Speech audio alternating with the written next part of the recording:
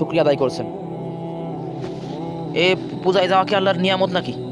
যে আপনি নিয়ামত পাইছেন, শুকরিয়া আদায় করতেছেন শয়তানের কাজ করিয়ে। এই শিশির মনে কি কয়েছে আপনার দর্শক বন্ধুদের একটু আমি শুনে দিচ্ছি।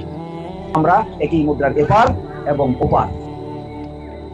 কথাগুলো একটু ভালো করে শুনবেন কি বলতেছে। এইটাই হলো একদিকে রোজা, আরেকদিকে হলো পূজা।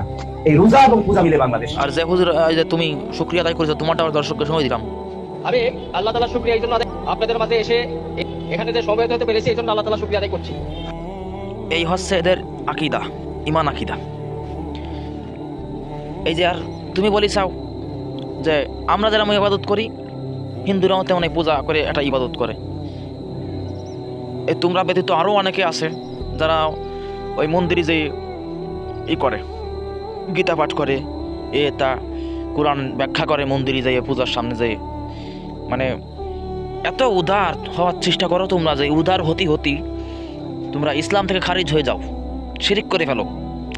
মানে ইসলাম এত সুন্দর, মানে তোমাকে বোঝাতে কয়েকটা আলেম ওলামারা দেশে নেই।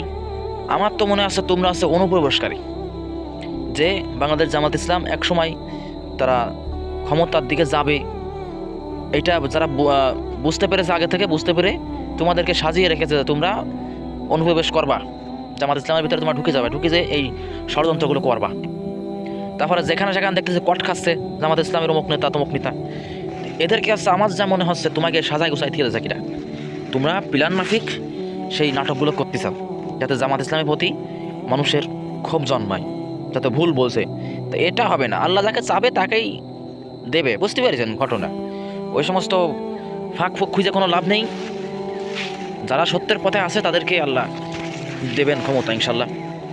তো এখনও সময় আছে, তওবা করতে হবে। এই সমস্ত কথা কই তো আর এমনি হবে না, তওবা করতে হবে। তওবা না করলেই মাপ পাবা না। সরাসরি আল্লাহর সাথে শিরিক করতেছেন। আমার আজকে ইচ্ছা ছিল যে গালিমালি দেবো বেতাল আকারে তোমাকে, তা তো দিতে পারলাম না।